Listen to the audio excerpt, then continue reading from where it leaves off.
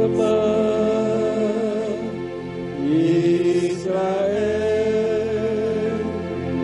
Yahweh Eloheinu,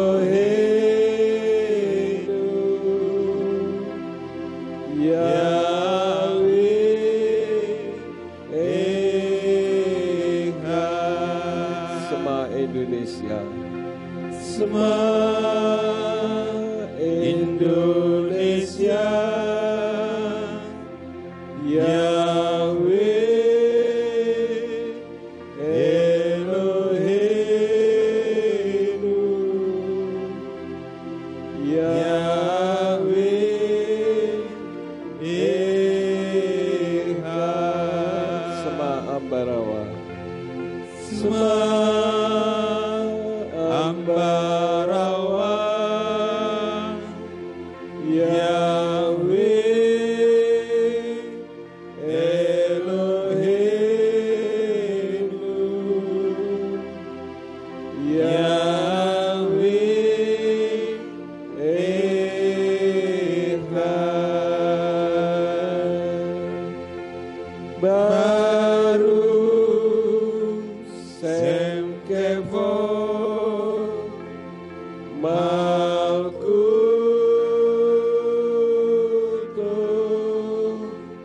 Leolam Waed.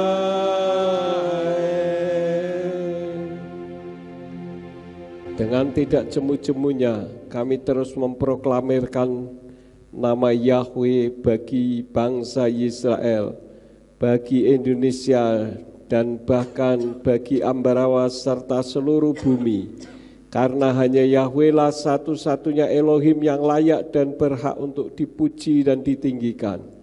Itulah sebabnya pada saat ini kami datang bersama-sama untuk memuji dan meninggikan nama Bapa Yahweh di dalam ibadah RF Sabat ini. Tuhan, urapi hamba-Mu dan urapi setiap kami yang mendengar firman-Mu dengan urapan yang sama, agar firman yang ditaburkan dapat kami pahami dan kami mengerti, sebagaimana Engkau memberikan pemahaman dan pengertian kepada hamba-Mu. Dan jika ada kuasa penguasa roh jahat di udara yang akan merebut kebenaran firman dari dasar hati dan pikiran kami, kami patahkan, kami hancurkan di dalam nama Yeshua HaMashiach. Pergi kau keluar, tinggalkan tempat ini. Tinggalkan setiap hati dan pikiran kami, baik yang ada di ruangan ini maupun yang mendengar dari rumah masing-masing. Terima kasih Bapa, berikan kemampuan kepada kami, bukan hanya untuk mendengar firman-Mu saja, melainkan juga melakukannya di dalam kehidupan kami. Terima kasih Bapa. Demi nama Adonai Yeshua HaMashiach, Tuhan dan Juru Selamat kami sudah berdoa dan mengucap syukur. Haleluya, semua yang percaya katakan, amin. Silakan duduk, Bapak Yahweh memberkati. Shalom Aleichem. Puji Bapak Yahweh, Bapak Ibu. Dalam ibadah RF Sabat pada saat ini saya akan membawakan firman yang saya beri judul New Start. Apa itu New Start? Kalau dari bahasa Inggrisnya itu artinya memulai yang baru. Dan New Start ini sebetulnya adalah rumusan istilah kesehatan menggunakan kata dari huruf depan yang diyakini oleh dunia sekuler dapat memperpanjang usia dan mencegah penyakit yang mematikan. New Start, N-E-W, N-nya itu apa, E-nya itu apa, W-nya itu apa, kira-kira demikian. Nah, New Start yang notabene adalah sebuah pemahaman sekuler, ternyata juga bisa menjadi pemahaman rohani bagi kita. Yang pertama, N, New Start, yang pertama huruf N. N itu dari kata nutrition atau nutrisi, yang dimaksud adalah makanan sehat. Jadi orang-orang sekuler, saudara-saudara memberikan nasihat, kalau ingin umurnya panjang dan jauh dari sakit penyakit yang mematikan, karena sekarang ini banyak sekali orang mati karena akibat salah makan, maka harus dijaga makanan dengan makanan yang sehat. Ada ungkapan daging yang berwarna merah itu tidak bagus untuk jantung, dan banyak hal lain bisa kita tanya di internet apa positif dan negatifnya daging merah atau daging yang mengandung lemak misalkan. Jadi orang-orang sekuler mengajar supaya makannya itu makanan yang sehat, yaitu sabu-sabu, sayur buah.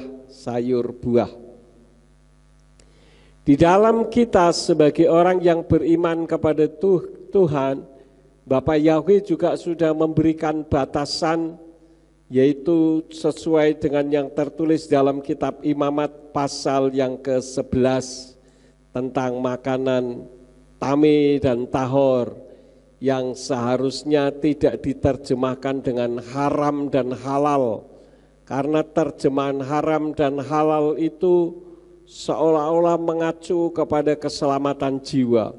Tetapi tame dan tahor itu merupakan keselamatan tubuh, karena tame itu artinya unclean atau tidak bersih, sedangkan tahor itu clean atau bersih. Nah, untuk lebih jelasnya bisa dibaca sendiri di dalam kitab Imamat pasal yang ke-11. Artinya kalau kita ingin sehat, ya makan makanan yang sehat. Kita semua belajar, saudara-saudara, belajar untuk melakukan apa yang Tuhan perintahkan. Memang tidak ada kaitannya dengan keselamatan jiwa. Misalkan kita makan makanan yang tidak bersih yang tertulis di dalam kitab Imamat pasal yang ke-11, berarti kita masuk neraka. Tidak, karena ini berbicara tentang kesehatan tubuh, sama seperti orang-orang dunia sekuler mengajarkan bahwa makanan sehat itu baik untuk memperpanjang usia dan menjauhkan dari sakit penyakit yang mematikan. Ada orang bertanya kepada saya, kalau demikian kenapa Tuhan menciptakan binatang tame? Sebetulnya Tuhan menciptakan binatang yang tidak bersih itu untuk ekosistem. Misalkan burung bangkai, misalkan itu burung yang makannya daging busuk, ya. Jadi kalau di hutan itu sering terjadi kekuatan rimba, siapa yang kuat dia yang menang. Misalkan ada satu binatang yang sudah dimatikan oleh binatang yang lain, misalkan rusa dimakan oleh singa, makanannya yang dimakan ini tidak habis, maka daging yang sisa itu membusuk. Nah, daging yang membusuk ini ada bagiannya sendiri, yaitu burung pemakan bangkai. Jadi burung pemakan bangkai pun termasuk binatang yang tame, yang tidak bersih, yang tertulis dalam kitab Imamat pasal yang ke-11. Kenapa? Karena itu untuk ekosistem. Jadi Bapak Ibu Saudara sekalian, bukan firman Tuhan yang mengikuti dunia sekuler, tetapi dunia sekulerlah yang mengikuti firman Tuhan. Lalu ada orang yang bertanya kepada saya begini, Pak, tapi ada anjuran dari dokter kalau binatang yang dagingnya merah itu tidak baik untuk jantung, bagaimana dengan babi? Babi kan dagingnya tidak merah. Ya, babi pun ada plus minusnya, saudara-saudara. Karena itulah maka saya katakan bahwa makanan tame dan tahor ini tidak bisa diterjemahkan haram dan halal, tetapi bersih dan tidak bersih karena itu menyangkut keselamatan tubuh. Artinya apa? Ya kalau kita masih ingin makan, ya makan asal sedikit, tidak berlebih-lebihan sehingga membuat tubuh ini sakit. Misalkan saja, ya memang apa yang sudah Tuhan sampaikan ini karena Dialah pencipta segala-galanya, maka Dia tahu karakternya. Misalkan ikan yang tidak bersisik, kenapa ikan tidak bersisik tidak boleh dimakan? Rupanya ikan yang tidak bersisik itu seperti lele misalkan, itu dia tinggalnya di dasar. Dan di dasar ini penuh dengan kotoran-kotoran termasuk merkuri dan logam berat yang lain. Sehingga ketika dimakan kebanyakan, tekanan darah naik, kolesterol naik, kira-kira demikian. Jadi untuk kelanjutannya Bapak Ibu bisa mengkajinya sendiri karena sudah tertulis di dalam firman Tuhan. Kalau bisa tidak makan, ya lebih baik. Kemudian yang kedua, new itu setelah N baru E. E itu exercise. Exercise itu olahraga, ya, sport. Di dalam kitab suci juga firman Elohim mengajar kepada kita bahwa olahraga itu ada manfaatnya, tetapi akan lebih bermanfaat seperti apa yang tertulis dalam 1 Timotius 4 ayat yang ke-8. Dari Indonesian Literal Translation dikatakan, sebab pelatihan jasmani bermanfaat hanya untuk hal kecil, tetapi kesalehan itu bermanfaat untuk segala hal, karena mengandung janji kehidupan yang sekarang dan yang akan datang. Jadi olahraga itu baik, ya, dan kitab suci juga mengajarkan bahwa olahraga itu ada manfaatnya karena membakar lemak yang ada di dalam tubuh yang menjadi penyebab terjadinya penyumbatan saluran darah. Tetapi kitab suci mengajarkan bahwa yang lebih dari olahraga adalah kesalehan hidup. Bagaimana kita hidup dengan bermanfaat bagi orang lain dan bagi Elohim yang mengandung janji kehidupan sekarang dan yang akan datang.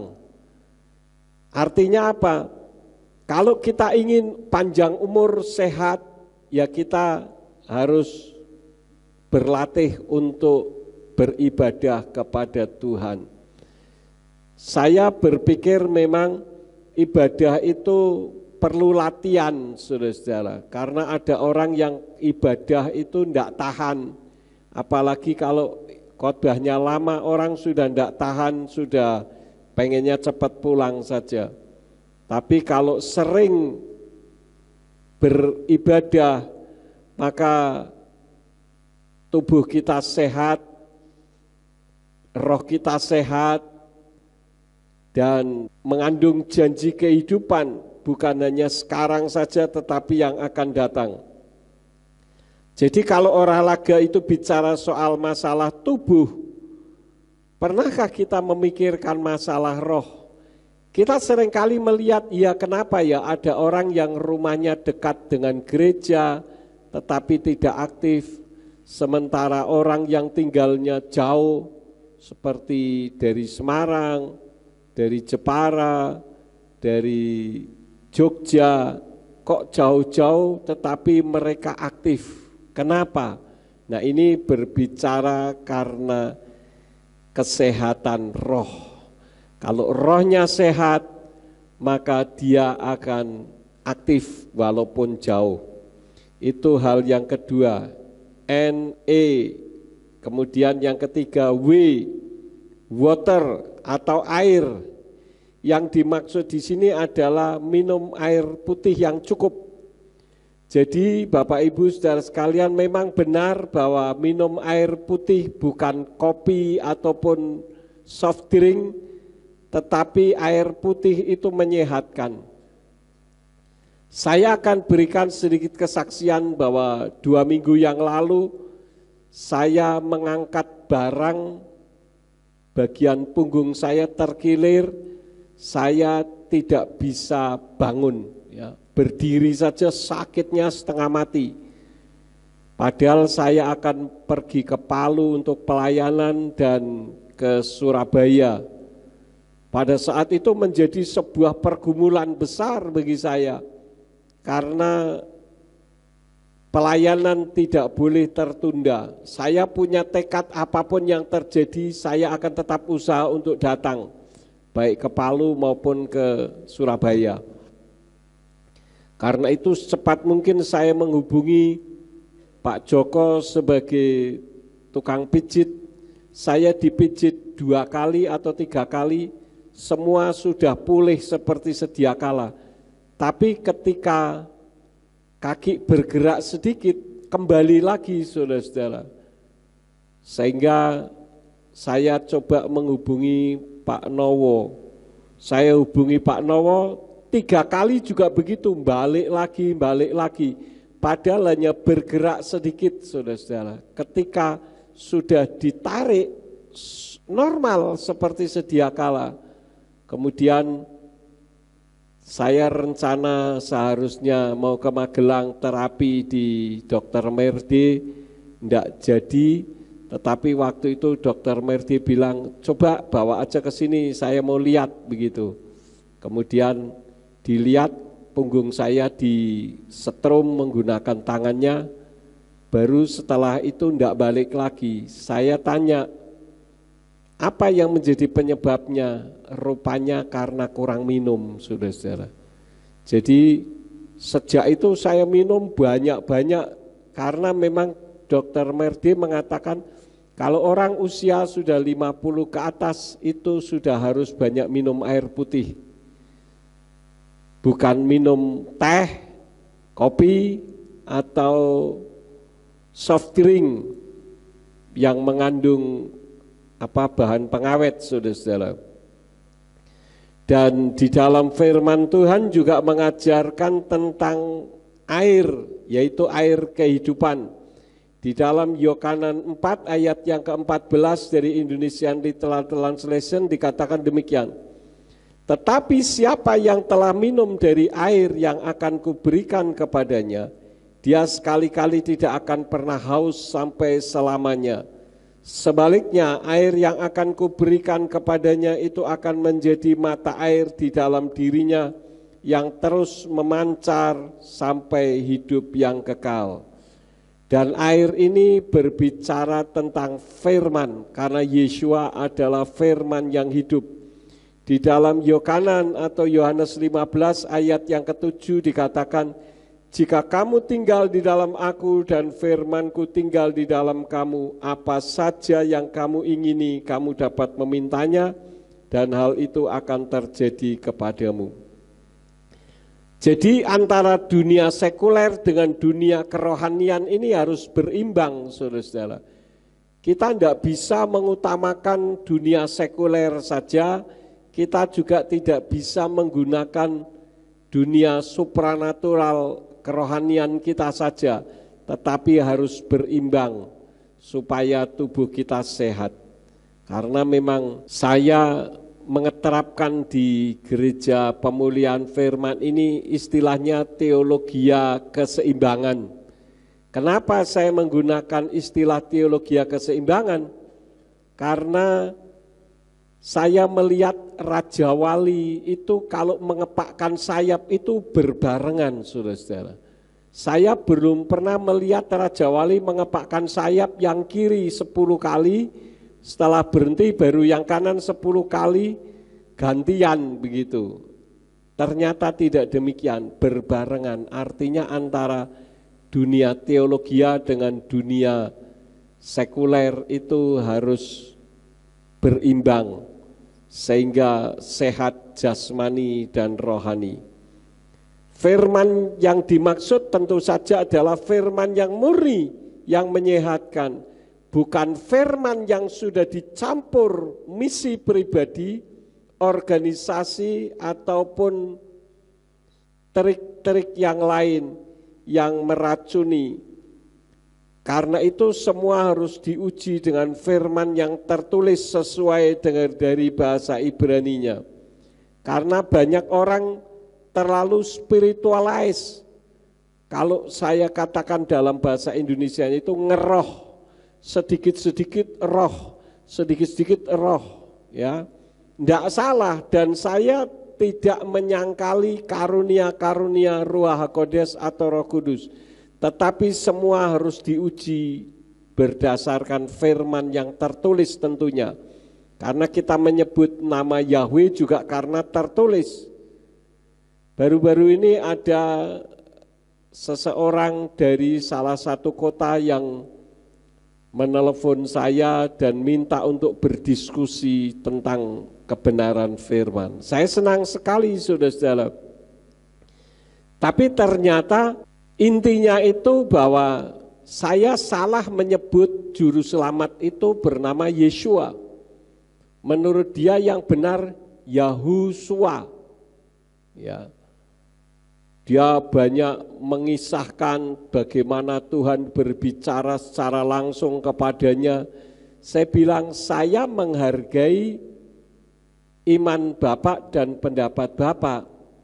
Tetapi tentu saja sebagai seorang teolog, saya mengacu kepada firman yang tertulis. Yahusua itu adanya di perjanjian lama. Sedangkan di perjanjian baru ketika Yeshua turun ke atas muka bumi ini, mulai tertulis di dalam kitab Matius 1 ayat yang ke-1 dan ayat yang ke-21, itu awalnya. Jadi jangan mencari nama sang juru selamat ke perjanjian lama. Kemudian dia berdalih-dalih begini begitu dan sebagainya. Capek juga saudara-saudara. Akhirnya saya bilang gini, oke, sekarang gini aja deh Pak. Bapak kan mendengar suara Tuhan, saya tunggu suara Tuhan aja deh. Nanti kalau Tuhan ngomong sama saya, baru saya ubah. Selesai kan? Akhirnya beliau tidak melanjutkan. Ya, bukan berarti saya tidak mengakui suara Tuhan, sama sekali tidak. Ya, Kol HL itu ada sampai selama-lamanya. Rema, suara Tuhan itu ada. Tetapi yang dimaksudkan adalah semua yang tertulis. Saya katakan kalau tidak tertulis artinya tidak ada. Bagaimana mungkin saya mengada-ada? Kan itu nama putra harus ada nama bapa. Itu yang dimaksud bukan berarti harus ada yahnya. Nanti yo kanan jadi yah kanan, nanti ada yah kiri. Ada Yoses jadi Yahses. Nah semua kalau diyahkan ya repot saudara-saudara. Ya, oleh karena itulah maka pada akhirnya saya menyerah dan saya katakan sudah begini saja Pak. Saya tunggu suara Tuhan kepada saya. Saya akan berdoa untuk Pak Yakub supaya Tuhan berfirman. Amin, amin. Mudah-mudahan Tuhan berbicara kepada saya. Tapi saya yakin Tuhan berbicara sudah tahun 2001 yang lalu, yang tertulis di dalam kitab suci bahwa nama sang pencipta langit dan bumi adalah Yahweh, dan dia juga yang turun ke bumi dalam wujud seperti manusia dengan nama Yeshua. Saya sudah terangkan juga tentang Yeshua itu Yod Sin Waw Ayin. Yodnya itu sendiri sudah Yah. Sin Waw Ayin itu penyelamat, artinya Yahweh yang menyelamatkan. Masih juga tidak ngerti, harus ada Yahnya. Saya bilang ya sudah Pak, saya tunggu saja Tuhan nanti ngomong sama saya baru saya ubah. Kalau Tuhan tidak ngomong saya tidak akan ubah. Karena saya mengacu kepada yang tertulis. Bukankah segala sesuatu harus diuji dengan firman? Kalau tidak ada diada-adakan itu artinya mengada-ada. Seperti menggunakan nama sesembahan lain kan tidak ada, tetapi diada-adakan. Orang Yahudi kan tidak menyebut Yahweh, Lah saya gampang saja kalau mau nyelelek. Lah orang Yahudi juga tidak sebut Allah. Mana orang Yahudi sebut Allah? Yang Yahudi sebut adalah Adonai dan Hashem, itu karena taat kepada Talmud. Tapi sebelum ada Talmud mereka menyebut nama Yahweh. Jadi semua sudah teridentifikasi. Itu yang ketiga, baru new ya. Sekarang start itu S. S-nya itu sunshine atau sinar matahari. Jadi orang-orang sekuler mengajar kalau tubuh ingin sehat, pagi hari berjemur, saudara-saudara. Maka saya belajar untuk melakukan kalau pagi itu saya berjemur ngeligo baju, berjemur ya setengah jam. Karena mengubah provitamin D menjadi vitamin D di dalam tubuh kita. Jadi sinar matahari itu penting karena pohon pun kalau yang hanya ada di dalam rumah tidak kena sinar matahari akan layu. Ya. Nah, di dalam dunia kerohanian juga matahari perlu. Matahari itu siapa? Matahari itu lambang kekuatan dan kemuliaan Elohim, yaitu Yahweh itu sendiri. Karena itulah maka kalau kita ingin hidup sehat dan selamat, kita harus mengenal Bapa Yahweh. Dia adalah Yahweh Rapa sang penyembuh, dia adalah Yahweh Yire yang menyediakan, dia adalah Yahweh Nisi sang panji-panji kemenangan, dan banyak gelar-gelar yang lain yang membuat kita bisa panjang usia dan sehat. Di dalam Mazmur 84 ayat yang ke-11 dari Indonesian Literal Translation dan di dalam kitab Tenak ayat yang ke-12 dikatakan, sebab Yahweh Elohim adalah matahari dan perisai. Yahweh akan memberikan anugerah dan kemuliaan. Dia tidak akan menahan kebaikan bagi orang-orang yang berjalan dalam ketulusan. Jadi mengenal Yahweh itu membuat kerohanian kita sehat dan bahkan membuat tubuh kita sehat. Saya mendapatkan kesaksian seseorang, ada orang sakit menyebut nama Yahweh sampai satu hari itu 1000 kali katanya. Yahweh Rapa sang penyembuh, Yahweh Rapa sang penyembuh, dia menyembuhkan saya. Dia ucapkan satu hari 1000 kali dalam waktu 4 hari, dia sehat dari sakit penyakitnya. Ya kalau saudara kita yang disebut dengan wirid, kira-kira begitu saudara. Karena memang nama Yahweh itu nama yang mengandung otoritas dan kuasa yang maha dahsyat. Cuman seringkali umat-umatnya tidak percaya akan kuasa mukjizat nama yang dahsyat itu.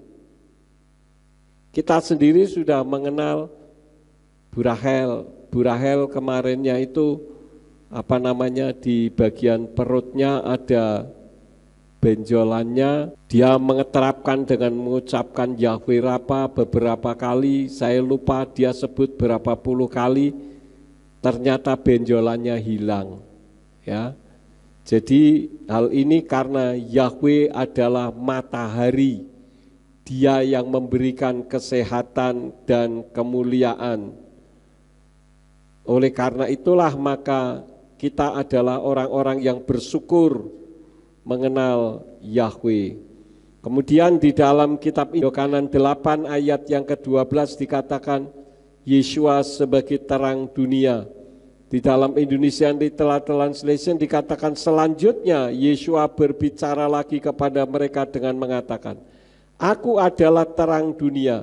Siapa yang mengikut kepadaku, ia sekali-kali tidak akan berjalan dalam kegelapan, melainkan akan mempunyai terang kehidupan.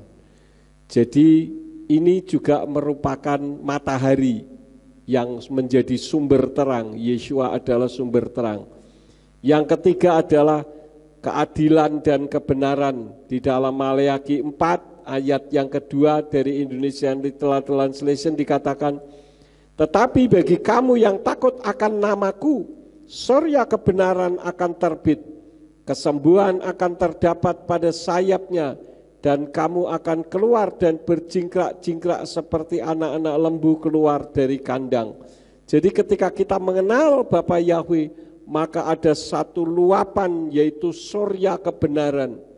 Surya ini matahari, ya, yang benar, artinya kita memunculkan kebenaran di dalam kehidupan kita. Yang keempat, pemberian kehidupan dari Elohim.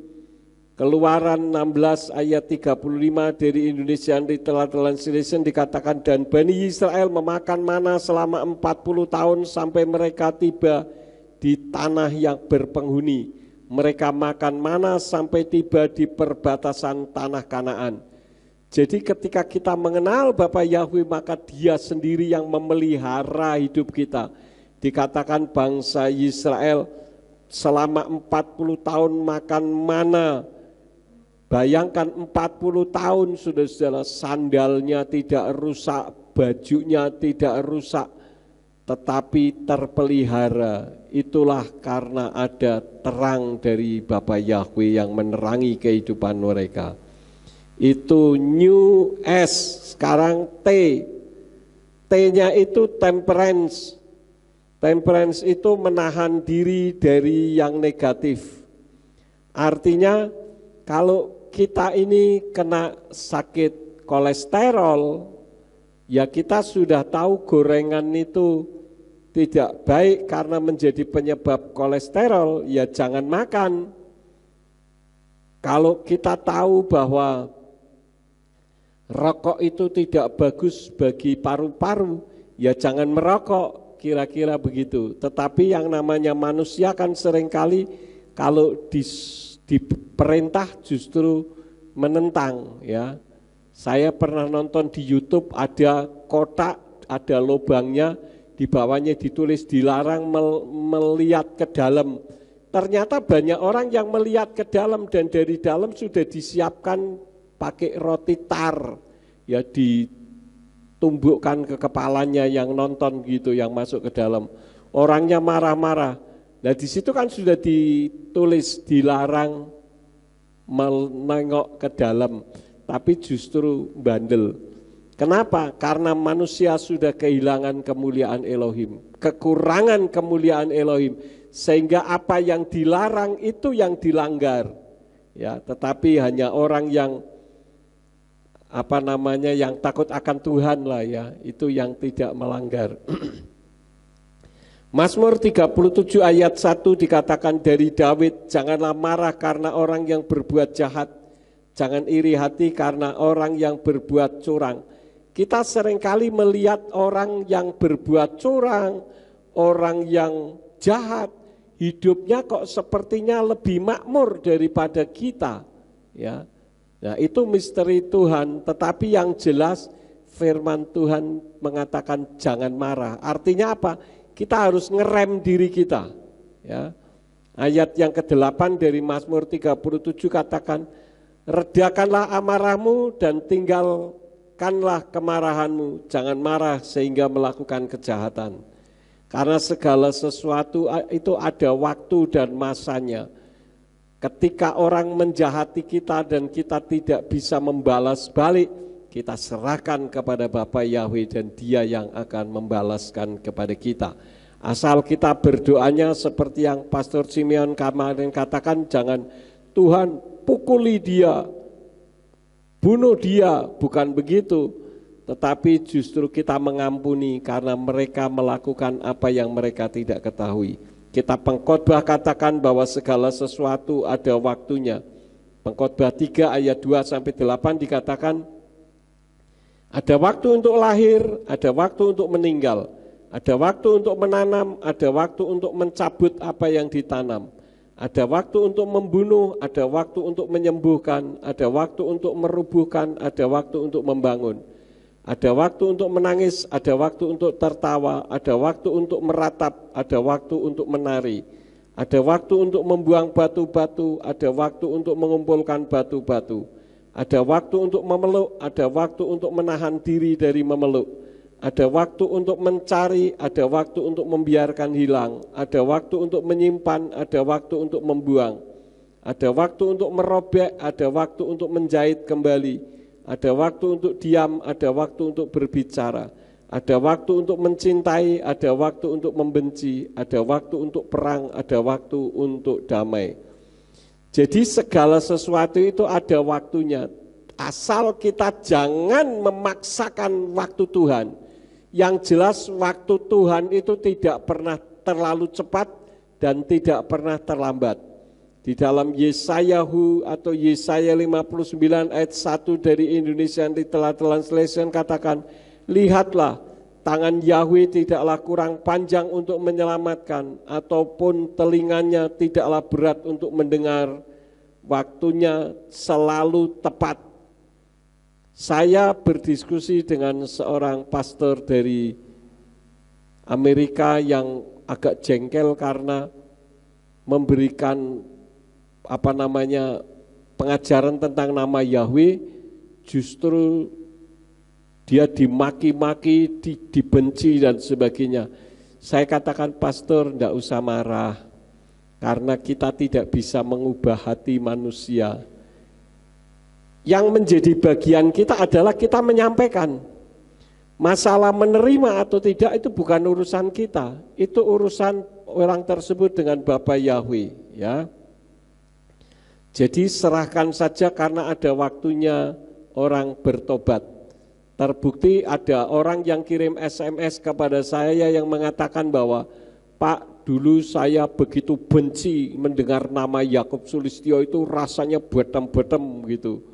Tetapi setelah saya melewati waktu sekian lama, saya baru tahu bahwa apa yang Bapak ajarkan itu justru sesuai dengan firman.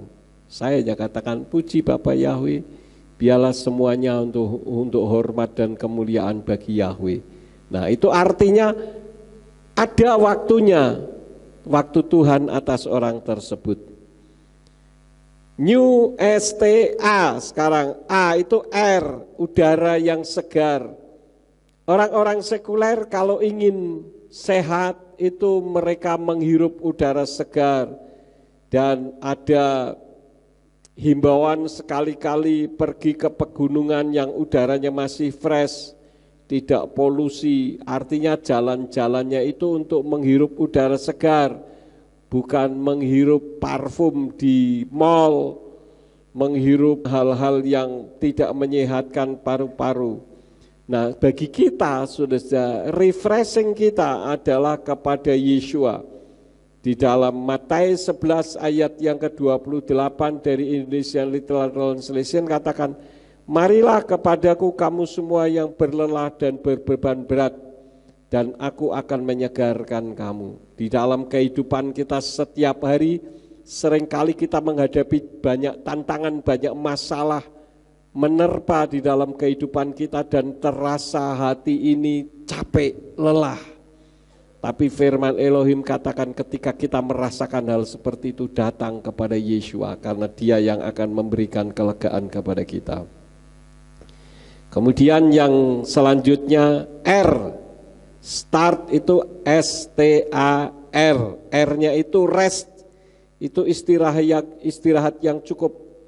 Kalau orang-orang sekuler mengajarkan paling tidak 8 jam di dalam satu hari beristirahat. Ya, kita berusaha untuk itu, saudara-saudara. Saya sekarang berusaha untuk tidur sore. Tapi kalau tidur sore jam 11:30 sudah bangun. Karena biasa tidurnya jam 1, jam 1:30. Saya coba tidur dalam beberapa hari ini lebih awal, bangun saya kira pagi, masih 11:30. Padahal biasanya belum tidur. Jadi istirahat yang cukup. Nah, firman Elohim juga mengajar kepada kita untuk istirahat. Di dalam Keluaran 20 ayat yang ke-11 dari Indonesian Literal Translation katakan apa? Sebab 6 hari lamanya Yahweh telah menjadikan langit dan bumi, laut dan segala isinya, dan Dia beristirahat pada hari ke-7 itu. Oleh karena itu Yahweh memberkati hari Sabat itu dan menguduskannya. Artinya apa? 1 minggu selama 7 hari itu berikan 1 hari untuk istirahat. Tidak memikirkan masalah keuangan, tidak memikirkan masalah dunia-dunia sekuler, tetapi kita berfokus kepada Tuhan untuk mengistirahatkan roh kita. Beribadah kepada Elohim yang benar. Di dalam Ibrani 10 ayat yang ke-25 dari Indonesia Literal Translation katakan apa? Dengan tidak mengabaikan pertemuan ibadah kita. Tidak mengabaikan, artinya berfokus. Dalam 1 minggu itu sediakan waktu untuk ibadah. Artinya pada saat bekerja, bekerja dengan sungguh-sungguh. Tapi ketika waktunya beribadah, beribadah dengan sungguh-sungguh. Jangan biasakan datang terlambat. Dengan tidak mengabaikan pertemuan ibadah kita sendiri sebagaimana kebiasaan beberapa orang. Malah sebaliknya dengan semakin saling menasehati sebagaimana kamu melihat harinya sudah semakin dekat. Kita tahu bahwa kedatangan Yeshua HaMasyiah sudah dekat. Tanda-tandanya terus tergenapi siang dan malam. Karena itu sediakan waktu untuk Tuhan sebagai waktu istirahat roh kita supaya kita fresh untuk dekat kepada Tuhan. Yang selanjutnya yang terakhir adalah T. T itu trust in Yahweh. Percaya kepada Tuhan, percaya kepada Yahweh karena Yahweh itu menyelamatkan. Di dalam Yesayahu pasal 43 ayat yang ke-11 katakan Anoki Yahweh wa inni bal ademosia. Akulah Yahweh, tidak ada juru selamat selain aku. Lalu bagaimana dengan Yeshua?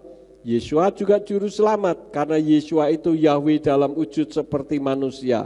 Di dalam Yohanan atau Yohanes 8 ayat yang ke-24 dikatakan, oleh karena itu aku berkata kepadamu, bahwa kamu akan mati dalam dosa-dosamu, sebab jika kamu tidak percaya bahwa akulah dia, maka kamu akan mati dalam dosa-dosamu. Ketika Pastor Tony menyampaikan nama Yahweh di Amerika, ada satu pendeta Indonesia yang vokal, saudara-saudara. Ya, dikatakan kalau masa saya melakukan pemutusan hubungan dengan Allah bersama dengan Pastor Tony. Ya saya katakan memang Tuhan kita bukan Allah, kita hormati saja umat Islam yang Tuhannya Allah. Tuhan kita bukan Allah, yaitu Yahweh. Kemudian dia katakan, kalau mau memutuskan hubungan ya silakan, tapi jangan menganggap kami yang menggunakan dan tetap berhubungan dengan Allah itu dipersalahkan. Saya bilang sama Pastor Tony, katakan kepada orang yang bersangkutan bahwa yang melarang itu bukan saya, tetapi yang melarang adalah firman Tuhan. Dia vokal dan ngomong yang enggak sama Pastor Tony. Saya bilang, Pastor, coba temukan saya dengan dia. Enggak berani, saudara-saudara. Ya, tapi vokalnya luar biasa. Satu yang terakhir, bahwa Yeshua itu juru selamat, karena apa? Agama tidak menyelamatkan. Agama apapun di atas muka bumi ini, termasuk agama Kristen, tidak menyelamatkan. Yang menyelamatkan adalah Yahweh, Tuhan pencipta alam semesta jagat raya dan dunia beserta dengan isinya. Itu adalah Yahweh, dan dia saking mencintai umat manusia, bukan hanya mencintai orang Yahudi, mencintai umat manusia seluruh dunia, maka dia turun ke bumi dalam wujud seperti manusia. Karena itu firman-Nya katakan, karena demikianlah kasih Elohim akan dunia ini, bukan kasih Elohim akan orang Kristen, tapi kasih Elohim akan dunia ini, sehingga ia mengaruniakan putranya yang tunggal. Yang dimaksud putranya di sini bukan berputra, beda. Kalau berputra itu beranak, ya. Yahweh tidak punya istri dan tidak punya anak. Nanti dikatakan bidannya siapa? Kan putra itu hanya istilah ketika dia turun ke bumi dalam wujud seperti manusia. Seperti saya, putra Ambarawa. Apakah Ambarawanya brojoli saya? Kan tidak. Tetapi karena berarti saya berasal dari Ambarawa. Ya, jadi putra di situ juga bukan karena usianya lebih rendah daripada Bapa, bukan itu. Tetapi itu hanya istilah saja, supaya setiap orang yang percaya kepadanya tidak binasa, melainkan beroleh hidup kekal sampai selama-lamanya. Jadi new start yang dimaksudkan dalam dunia sekuler juga menjadi new start dalam dunia kerohanian. Kalau kita ingin sehat, sediakan waktu kita untuk Bapa Yahweh pada saat ibadah. Jangan kebiasaan datang terlambat. Dan kalau kita waktunya bekerja, bekerjalah dengan sungguh-sungguh, maka kehidupan kita akan sehat jasmani dan rohani. Ini saja yang saya sampaikan untuk kemuliaan bagi Bapa Yahweh. Amin. Buat firman Tuhan kita akan akhiri. Mari kita bangkit berdiri bersama-sama, kita tutup di dalam doa. Bapa Surgawi, kami mengucap syukur dengan new start pada saat ini, di mana kami akan memulai sesuatu yang baru untuk kemuliaan bagi nama-Mu. Biarlah kehidupan kami sehat secara jasmani dan secara rohani, supaya kehidupan kami berkenan di hadapan-Mu. Berikan kemampuan kepada kami bukan hanya untuk mendengar firman-Mu saja, melainkan juga melakukan di dalam kehidupan kami. Terima kasih Bapa, berkati semua yang sudah hadir di ruangan ini, maupun yang mendengarkan dari rumah masing-masing. Biarlah berkat Bapa Yahweh boleh senantiasa menyertai mereka semuanya. Terima kasih Bapa, kalau sebentar kami akan pulang, kirim malaikat Tuhan untuk menjaga melindungi kami, tibakan di rumah kami masing-masing dengan selamat, baik yang akan ke Ambarawa dan sekitarnya maupun yang dari luar kota. Engkau yang akan menyertai semua yang sudah ambil bagian di dalam pelayanan pada hari ini. Engkau pakai semakin hari semakin heran. Terima kasih Bapa, sekarang berkatilah kami karena kami siap menerima berkat daripada-Mu. Mari kita angkat kedua belah tangan kita untuk menerima berkat Yahweh. Yefarka Yahweh wa yisbaraka. Yahweh memberkati engkau dan memelihara engkau. Yaer Yahweh pano oleh kawi kuneka. Yahweh menyinari engkau dengan wajahnya dan memberi engkau anugerah. Yisa Yahweh pano oleh kawi yashem leka shalom. Yahweh menghadapkan wajahnya kepadamu dan memberi engkau damai sejahtera. Diberkatilah engkau di kota dan diberkatilah engkau di ladang. Diberkatilah buah kandunganmu, hasil bumimu dan hasil ternakmu, yakni anak lembu sapimu dan kandungan kambing dombamu. Diberkatilah bakulmu dan tempat adonanmu. Diberkatilah engkau pada waktu masuk dan diberkatilah engkau pada waktu keluar. Sekarang pulanglah dan terimalah berkat kasih Bapa Yahweh Sang Pencipta, kasih karunia Adonai Yeshua HaMasiah Sang Pembeli jiwa, dan Ruach HaKodes menyertai saudara sekalian sampai Maranatha. Adonai Yeshua HaMasiah datang kembali untuk yang kedua kali dan mengangkat kita semua. Haleluya, semua yang percaya katakan amin. Selamat malam, sahabat Shalom, Bapa Yahweh memberkati.